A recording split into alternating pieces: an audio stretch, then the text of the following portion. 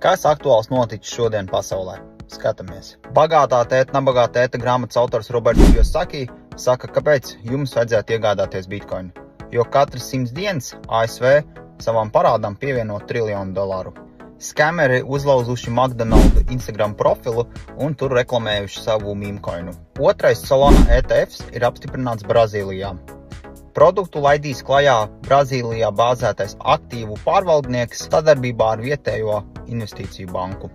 Amerikas ETF-os bitcoins turpina ar puszīmju infos lielāks un tie bija 39,5 miljoni, Ethereums turpinās ar mīnuszīmi un tie bija 18 miljoni. Starp citu, Ethereum ETF ir reģistrēts ilgākais periods, kad ir bijis outflows, tās ir 5 dienas un kas ir ilgākais periods kopš 23. jūlija, kad tika palaists Ethereum ETF.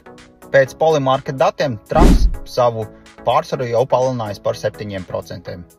Bloomberg ziņo to, ka Harris atbalsta politiku, kura mērķis ir paplašināt kriptovalūtas nozari. ASV dolāru indeks sasniedz zemāko atzīmi 2024. gadā.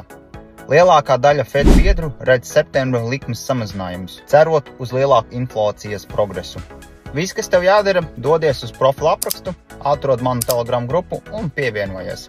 Kā arī noteikti var ielikt laiku šim video.